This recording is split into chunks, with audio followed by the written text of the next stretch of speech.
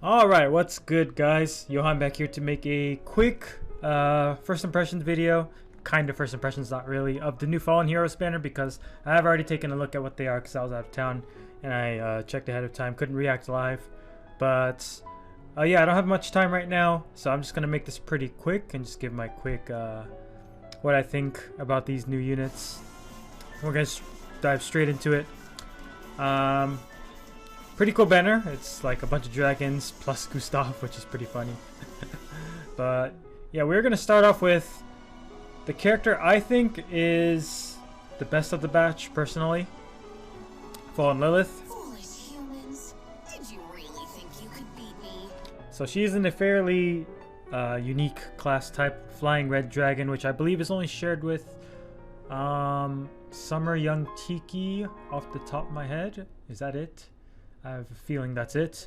So yeah, pretty unsaturated and fairly unique. And as we already know, she's going to share a lot of traits with her OG copy, except better. Yeah, awesome art. Love it. By the way, it's a cipher card. Another cipher card reference. Fine. Yeah, there is the warping. I guess I can talk about her stats actually. So, also on the same ballpark as her OG version with the decent attack, not too high, but really good speed, and okay, like mediocre-ish on mixed bulk, but low, kind of low HP. I guess 39's.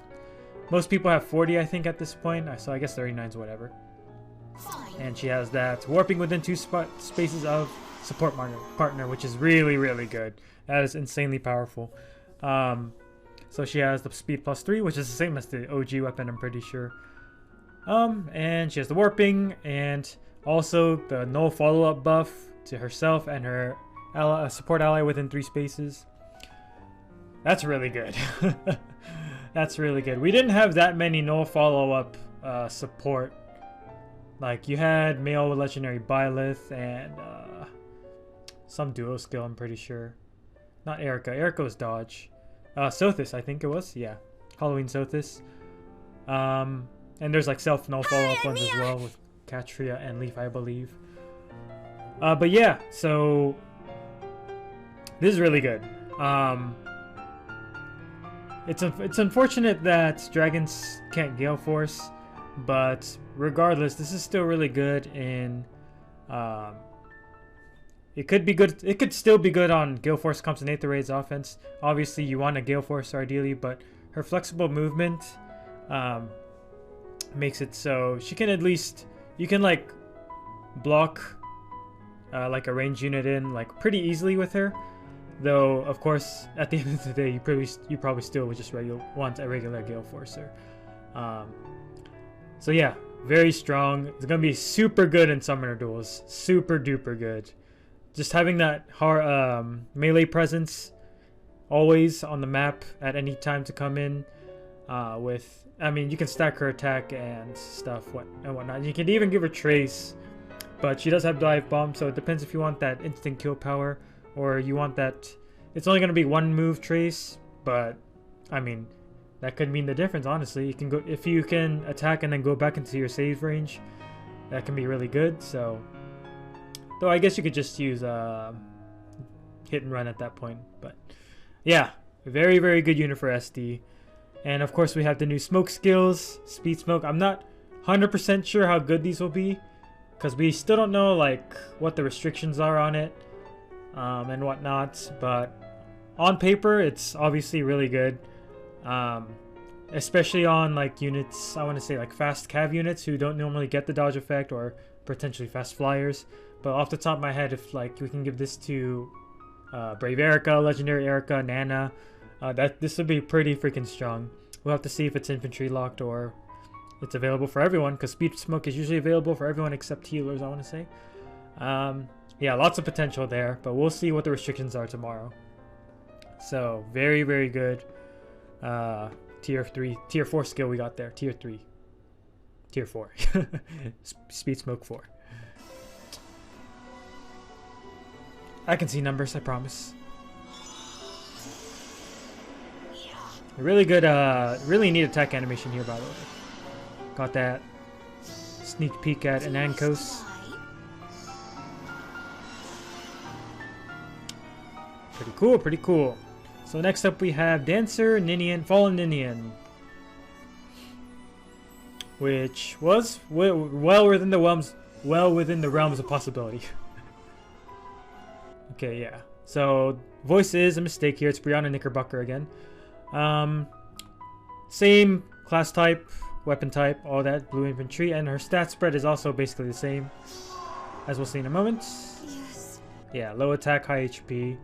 Actually, fair bit of res this time around. Pretty high res. Okay. Alright, so we have Enveloping Breath, res plus 3.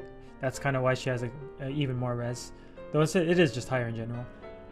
And she has the basically ruse effect on her dance, which is really good. And on top of that, no wait, that's with the PRF dance. She gets some stats and speed res and the adaptive damage, and her dance gives her the plus 6 attack and the breath effect, which is pretty nice, And additionally, you get a plus 1 move buff on your allied dragon, which is cool on paper. I don't know how applicable how like relevant that's gonna be, honestly. Though I guess you could use it on the Cav dragons, Niffle and what's his face, Moosebell. So I guess there's some potential there, and you could like run Trace on one of them or something and abuse that like Legendary Sigurd. But probably still not that reliable in most cases. I'm sorry, my mind's been SD mode for a long time, so sorry if I have opinions biased towards SD, but yeah, the fact that you have to use an action and then dance to get that plus 1 move makes it kind of iffy for SD, but still great for AR. Pretty interested to see people use this on ARD, honestly. Again, with like Moosebell, Niffle, and with those traps, but we'll see what people come up with. I don't think it's like crazy, insanely powerful or anything like that. Not game breaking for sure, but it's just very strong, very unique. I really like this. There's a lot of potential with that special cooldown plus chart, the breath effect. So really interested to see what people come up with there. Pretty cool for Gale Force and whatnot. She has Beetle Infantry 4, which is interesting choice considering dual infantry 4 skills, or dual 4 skills in general, are kind of like outdated at this point. But I guess it's nice to have more access to it in the summoning pool. We have 2 now, along with Marianne, I believe. Odd Pulse Tie, which is alright, but I think even Pulse Tie is basically better in almost every circumstance. I think Odd's only preferred for ARD, which is kind of like a you don't really need to do that, honestly, because AR in general is kind of not too bad right now. It's pretty simple, so probably not a necessary investment at all. And we have Crossbow Attack, which is pretty dope, I guess. I think most people would want to run Infantry Pulse still, though, but Crossbow Attack is alright. Yeah, sorry if I sound kind of out of it or jumbling my words more than usual, because it's been a long day for me. Alright, we have the outlier of the banner here, Gustav. He's finally here. I am Gustav. My flesh has been reconstructed by the dread power of hell. Good old Kozaki Yusuke. Alright, he's Cav Axe, as we already know, and his weapon is definitely better than what he had in book 3 now. Has slaying weapon, a bunch of stat debuffs, and he gets a blade effect and enemy gets a guard effect, which is pretty good. And he has the auto follow-ups up. I mean, he's really good as a unit, don't get me wrong, but he doesn't really bring anything new to the table. It's just more really good combat units. He's gonna be slow with auto follow-ups and blocking follow-ups and whatnot with the Tac Smoke 4. I don't think he's good, but he's like, there's no real reason to pull him, I would say, unless you really like him. I mean, he's got great fodder though. You got the catch, the trace, and the smoke 4, which is like 2022 all packed into one, right? So yeah, I guess if you're looking for these skills, couldn't hurt to use your tickets on him or something, I guess. I don't know. But yeah, he's once again hard countered by the no follow-ups, which are very common nowadays. Or even if he gets the attack smoke 4 off, you know, he's gonna get doubled by a lot of the other units who have no auto follow-up, who are probably gonna be faster than him. I'm not expecting his speed to be very high at all. I think most people can see that based on his kits. So, though his PRF does debuff speed, so maybe. But yeah, we'll see. Attack smoke 4. I don't think it's as good as attack speed smoke 4, but definitely pretty nifty. I think the fact with these smoke skills you have to attack first is what makes them kind of balanced, probably, maybe. So we'll have to see how they end up working in practice. Alright. I wonder if they recorded new lines for him. Probably not. I just remember like when Valentine's Gustav came out, I think they had like the same quotes or something. Alright, lastly we have Fallen Rhea.